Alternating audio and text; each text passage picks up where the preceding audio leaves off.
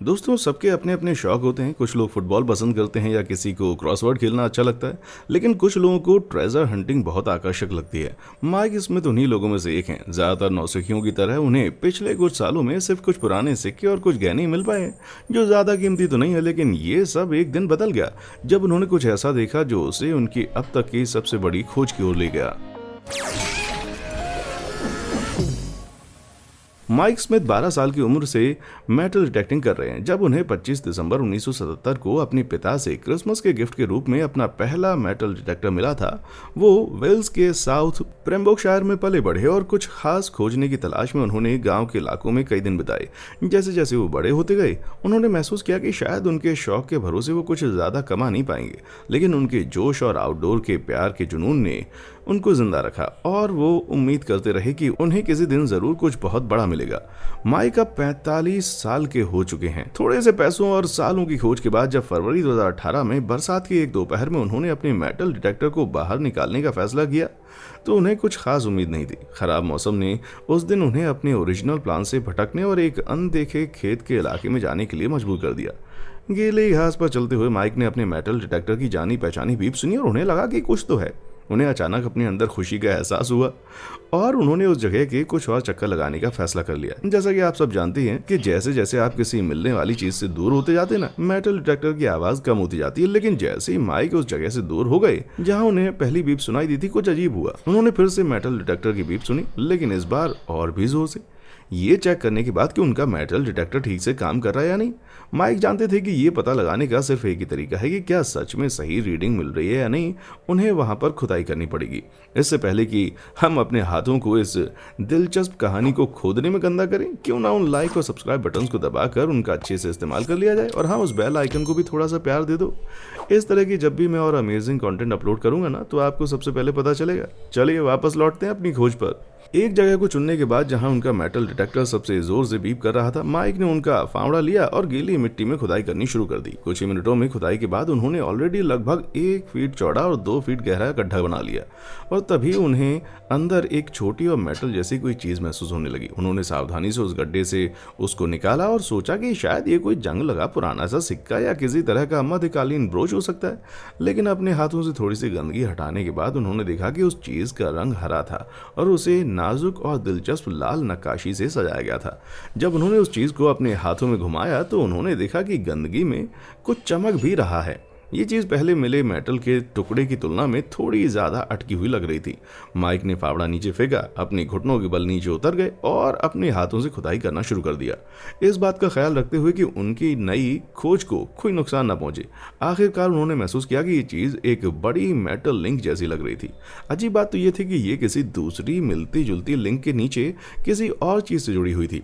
जैसे जैसे उन्होंने और ज्यादा खुदाई की, उन्होंने महसूस किया कि ये अजीब चीज एक बड़ी जंग लगी हुई चेन की तरह लग रही थी।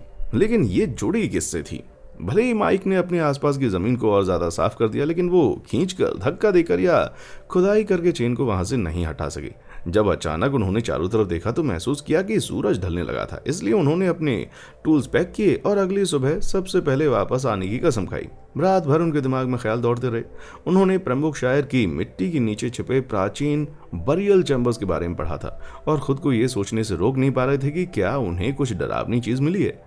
सुबह होते ही जब माइक साइट पर लौटे तो उन्होंने सब कुछ वैसा ही पाया जैसा उन्होंने छोड़ा था। उन्होंने उस एरिया के चारों तरफ खुदाई करना शुरू कर दिया जहां उन्हें चेन लिंक्स मिले थे और कुछ ही देर में उन्हें कुछ और अनोखे मेटल टुकड़े मिले, जिसमें कुछ ऐसा भी शामिल था जो कि एक बड़ी अंगूठी के हिस्से जैसा दिखाई दे रहा था। शायद ये कभी चेन के सबसे ऊपरी हिस्से से जुड़ा हुआ था। उस चीज से गंदगी को साफ करने के बाद माइक ने देखा कि उस पर वैसे ही निशान थे जैसे उन्हें पहले वाली चीज पर मिले थे। एक इतिहास प्रेमी होने के नाते वो जानते थे कि ये आर्टिफैक्ट्स बहुत ही महत्वपूर्ण हैं।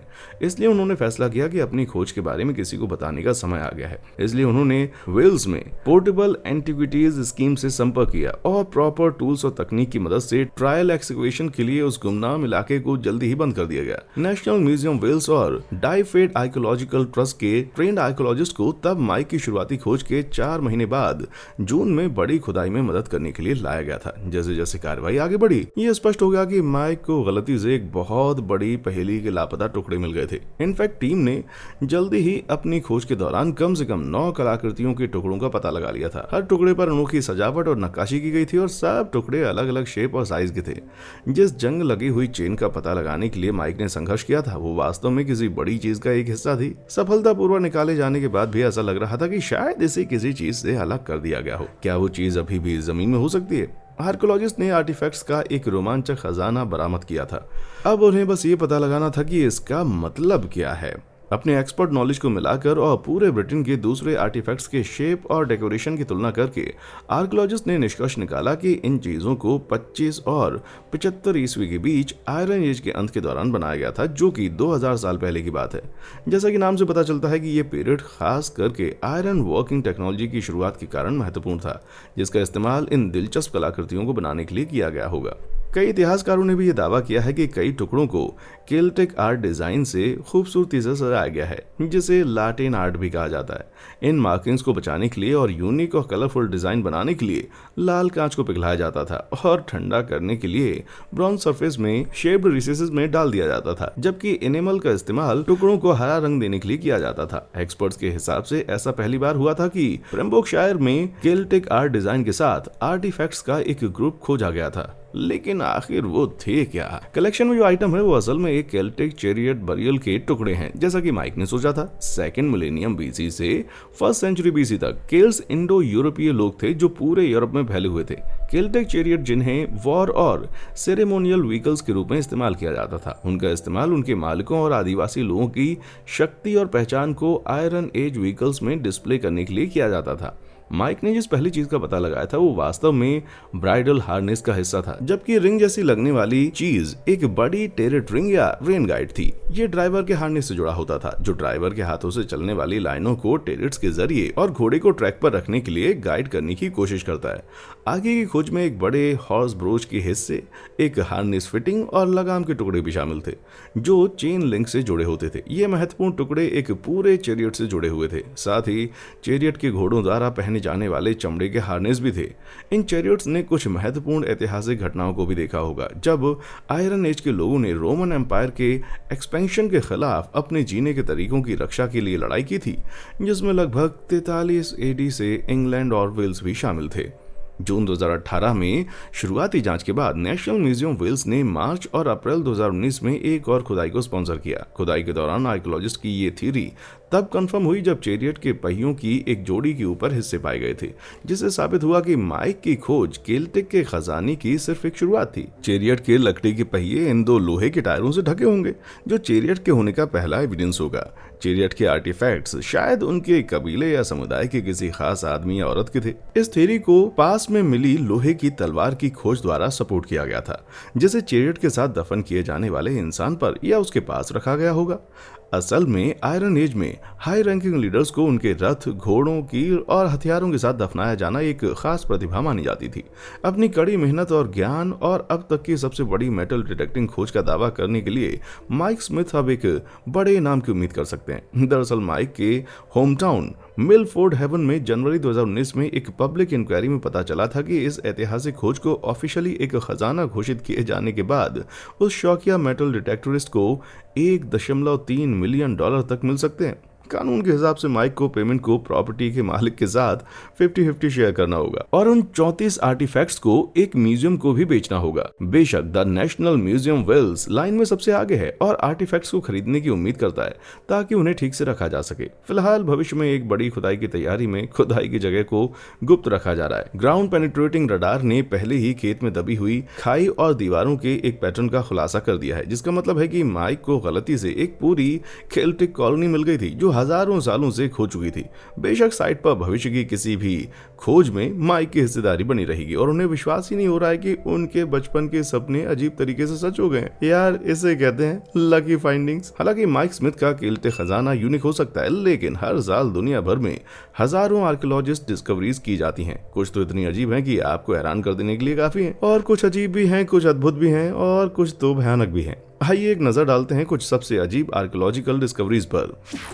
Rest in trees. मार्च 2017 में स्विट्जरलैंड में आर्कियोलॉजिस्ट की एक टीम ने सबसे अजीब जगह में एक डरावनी खोज की। ज्यूरिख के एक किले ऑर्सस हिल में कैर्न स्कूल कॉम्प्लेक्स को रेनोवेट करते समय उन्होंने गलती से एक प्राचीन डेड बॉडी को डिस्टर्ब कर दिया था जो एक पेड़ के तने के अंदर छिपी हुई थी। इस अजीब व गरीब कॉफिन को एक खोखले पेड़ से बनाया गया था जिसके बाहर अभी भी पेड़ की एक छाल थी। प्रिजर्व किए गए अवशेषों को साइट से सावधानी पूर्वक हटा दिए जाने और एनालिसिस के लिए भेजे जाने के बाद रिसर्चर्स ने निष्कर्ष निकाला कि ये अवशेष एक आयरन एज केल्टिक महिला के थे जो लगभग 2200 साल पहले यहाँ रहा करती थी। हालांकि बहुत से लोग मानते हैं कि केल्स यूनाइटेड किंगडम से आए थे। असल में वो कॉन्टिनेंटल यूरोप में दूर ईस्ट की तरफ रहते थे जो अब तुर्की है।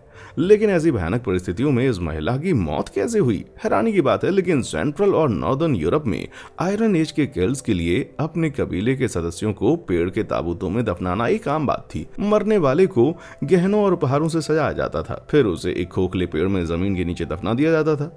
आजकल के कॉफिन के जैसे नहीं। महिला की हड्डियों पर किए गए आइसोटोप एनालिसिस से पता चला कि वो एक लोकल महिला थी जो लगभग 40 साल की थी जब उसकी मौत हुई थी और वो शायद लिमट घाटी में ही पली बढ़ी थी। वो शायद ही कभी कोई मेहनत वाला काम करती थी। इसके बजाय वो अपना समय स्टार्च वाला मीठा खाना खाकर बिताना पसंद करती थी जो मुझे एक शानदार लाइफस्टाइल की तरह लगता है। उसे एम्बर और क्रांच का नेकलेस, ब्रॉन्ज ब्रेसलेट और पेंडेंट से सजाए गए एक नाजुक ब्रॉन्ज बेल्ट चेन के साथ दफनाया गया था। उसे शीप वूल और एक खूबसूरत शीप स्किन कोट और शॉल भी पहनाया गया था।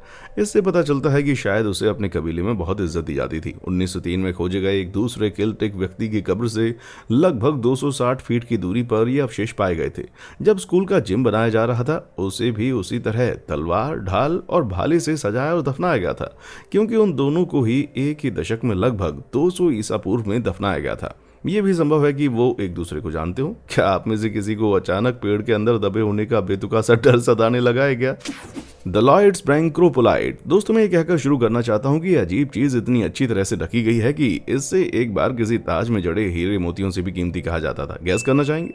ये बिल्कुल वैसा ही है जैसा ये दिखता है, एक बड़ा फॉसिलाइज्ड पॉटी का टुकड़ा। लेकिन ये कोई ऐसा वैसा फॉसिलाइज्ड पॉटी का टुकड़ा नहीं है। ये पॉटी का टुकड़ा 9वीं शताब्दी का है जो अब इंग्लैंड में यॉर्क में है, जिस पर नॉर्स वॉरियर्स वाइकिंग्स का राज था। ये क्रोपोलाइट जो फॉसिलाइज्ड पूप का ऑफिशियल नाम है 1972 में यॉर्क में उस जमीन के नीचे खोदा गया था जहां लोकल बैंक बनाया जाना था, इसलिए इसका नाम द लॉयड्स बैंक्रोपोलाइट है। जो आर्कियोलॉजिस्ट पूप में स्पेशलाइज्ड करते हैं उन्हें पैलियोस्केटोलॉजिस्ट कहा जाता है। उन्होंने बताया कि इस 7 इंच की पूप का घमंडी और लंबे समय से मरा हुआ मालिक मीट और ब्रेड का स्वादिष्ट खाना खाया करता था। हालांकि उसे आंत की कुछ गंभीर समस्याएं भी थी। करीब से जांच करने पर विशेषज्ञों ने पाया कि स्कैट में वेबवर्म और माओवर्म के अंडे थे और दोनों ही पेट में दर्द और दूसरी गैस्ट्रोइंटेस्टाइनल लक्षणों का कारण बने होंगे।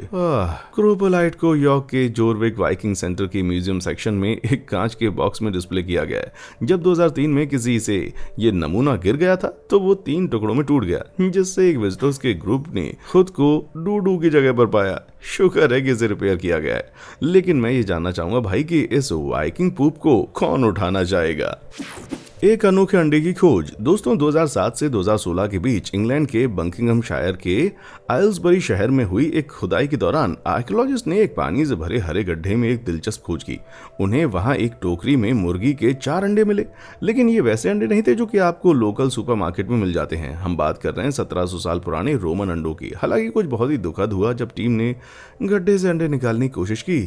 4 में से 3 अंडे गलती से टूट गए थे, जिनसे बहुत ही गंदी बदबू निकल रही थी, जिसे बहुत ज्यादा बदबूदार बताया गया था। मैं ये सोचकर ही कांप जाता हूँ कि उस पुराने अंडे की बदबू कैसी होगी। शुक्र है टीम इस चौथे नाजुक अंडे को बचाने में कामयाब रही, जिससे ये ब्रिटेन में पाया जाने वाला एकमात्र रोमन चिकन का अंडा बन गया। ब्रिटेन में रोमन कब्रों में चिकन की हड्डियां और टूटे हुए अंडों के छिलके पहले भी पाए गए थे, लेकिन कभी भी पूरा अंडा नहीं मिला था। ये खोज इसलिए हो पाई क्योंकि ये किस्मत से एकदम सही एनवायरमेंट में रहकर बच गया। जो चीजें सूखी जगह पर नहीं बच पाती हैं उनके हजारों सालों से पानी से भरे गड्ढे में बचे रहने की ज्यादा संभावना रहती है।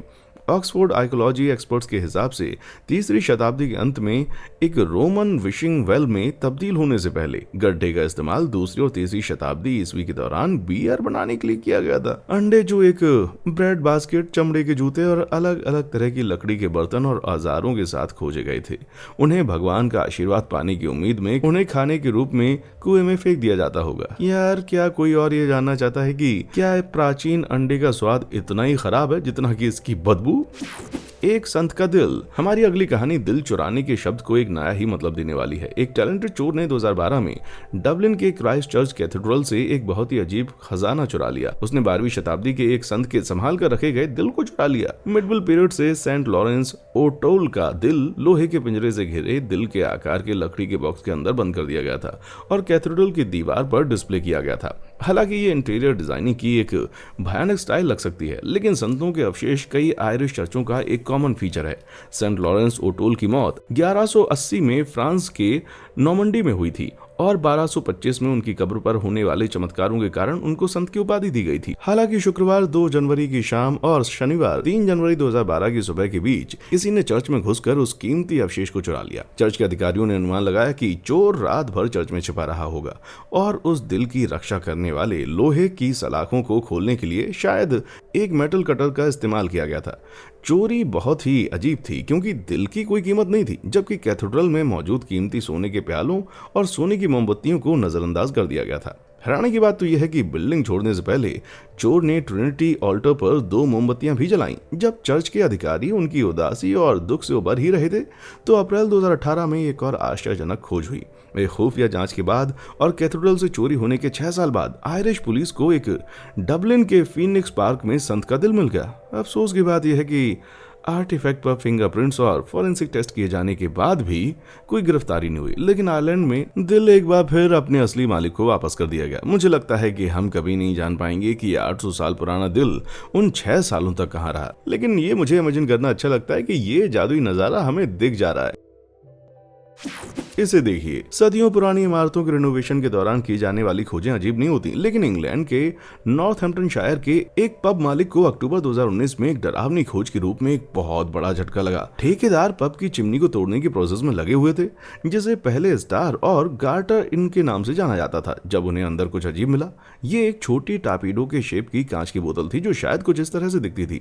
बोतल में अजीब आइटम जैसे कि फिश हुक, इंसान का दांत, कांच और एक रहस्यमय लिक्विड था जो यूरिन भी हो सकता था। और नहीं भी, ये किसी तरह का काला जादू लगता है ना। ट्रिंकेट की ये भयानक बोतल वास्तव में 19वीं सदी की है, जिसे जादू टोने से बचने के लिए टॉनिक की तरह इस्तेमाल किया जाता था। ग्लास टॉर्पीडो की बोतलें 1830 के आसपास से बनने लगी थी और आमतौर पर इनमें कार्बोनेटेड ड्रिंक्स हुआ करते थे, लेकिन कभी कभी उनका बहुत ही अलग इस्तेमाल हुआ करता था। लंदन आर्कियोलॉजी म्यूजियम के विच बॉटल रिसर्चर्स का मानना है कि इन कांच या पत्थर के बर्तनों का इस्तेमाल सेफ्टी की चीजों के रूप में जादू टोने के खिलाफ इलाज के लिए कंटेनर्स के रूप में किया जाता था। ऐतिहासिक इमारतों के फर्श के नीचे आर्कियोलॉजी साइट्स पर चर्चयार्ड या रिवर बैंक में 100 से ज्यादा नमूने पहले ही खोजे जा चुके हैं, लेकिन ये बोतल एक छोटे से अंग्रेजी पब की चिमनी के अंदर क्या कर रही है? ये पता चला है कि एंजेलिन ट्यूब्स नाम की एक प्रसिद्ध चुड़ैल, जिसे साराटोगो की चुड़ैल भी कहा जाता है, वास्तव में लगभग 1761 में इस पब में पैदा हुई थी। वाह भाई वाह। आज भी ट्यूब्स के लिए साराटोगा स्प्रिंग्स, न्यूयॉर्क में बहुत से लोग भूतिया टूर्स करते हैं। वो इस जगह पर 15 साल की उम्र में ज्योतिष बनने के लिए आई थी। ये कोई आश्चर्य की बात नहीं है कि जादू टोने के अपने लंबे इतिहास को देखते हुए पब में बुराई को दूर करने के लिए इस्तेमाल की जाने वाली एक कलाकृति मिली थी। ठीक है, कम से कम इंग्लैंड की चुड़ैलों को अब ये तो पता है ना कि उन्हें इस पब में अब सर्व नहीं किया जाएगा। द वैम्पायर चाइल्ड ऑफ लुनियानो। आजकल ये बात तो सभी मानते हैं कि वैम्पायर या तो बुरे सपनों में आते हैं या फिर टीनेजर्स की रोमांटिक नॉवेल्स में, लेकिन पूरे इतिहास में नुकीले दांतों वाले शैतानों में बहुत विश्वास किया जाता रहा है। 2018 में की गई एक विचित्र खोज इस बात का बेहतरीन सबूत है। Arizona university of Stanford university के आर्कियोलॉजिस्ट की एक टीम इटली में एक प्राचीन रोमन कब्रिस्तान की खुदाई कर रही थी, जब उन्हें विशेष रूप से अजीब दिखने वाले कुछ अवशेष मिले। पहली नजर में ये शायद किसी पुराने कंकाल जैसा दिखता है, लेकिन अगर आप थोड़ा सा करीब से देखेंगे तो ऐसा लगता है जबड़े के अंदर एक बड़ा सा पत्थर फंसा हुआ है। ये खोज लुंगानो टेवेरिना में ला नेक्रोपोली देई बाम्बिनी में की गई थी, जो एक दफनाने की जगह है। यहाँ 400 एडी में मलेरिया फैला था और यहाँ बहुत से छोटे बच्चों का कंकाल है। डेंटल डेवलपमेंट को देखकर एंथ्रोपोलॉजिस्ट ने ये कहा कि ये नमूना शायद एक 10 साल के बच्चे का था। इस डिस्कवरी ने टीम को हैरान कर दिया, क्योंकि साइट पर पाया गया कंकाल वहां पर पाए गए 50 दूसरे कंकालों से ज्यादा उम्र के किसी व्यक्ति का था और उसके मुंह में पत्थर जानबूझकर डाला गया था। लेकिन इसका मतलब क्या है भाई? पहले की गई खुदाई में जादू टोने और जादू से जुड़ी हुई चीजों का भी पता चला है, जिसमें रेवन, टैलन, मेंढक की हड्डियां, राख से भरी ब्रॉन्ज की कढ़ाई और जानवरों की बलि के अवशेष भी शामिल हैं। इतिहासकारों के हिसाब से रोमन लोग रहस्यमय चीजों से बहुत डरते थे और शरीर में घुसने वाली बुराई को बाहर आने से रोकने के लिए जादू टोने का सहारा लेते थे। तो ये पत्थर शायद एक रिचुअल वैम्पायर बरियल का एक हिस्सा था, जिसका इस्तेमाल बच्चे को कब्र से उठने से रोकने के लिए किया जाता था, जिसे शायद एक खतरा माना जाता था। स्थानीय लोगों ने इस खोज को द वैम्पायर चाइल्ड ऑफ लोंगानो नाम दिया है। आर्कियोलॉजिस्ट और प्रोफेसर डेविड सोरेन द्वारा इसे बेहद भयानक और अजीब के रूप में डिस्क्राइब किया गया है, जो कि 1987 से इस साइट की खुदाई कर रहे हैं। मैं आपके साथ हूं डेविड। इनमें से किस अजीब आर्कियोलॉजिकल डिस्कवरी ने आपका सबसे ज्यादा ध्यान आकर्षित किया, मुझे नीचे कमेंट सेक्शन में आकर बताएं। और हाँ, देखने के लिए शुक्रिया।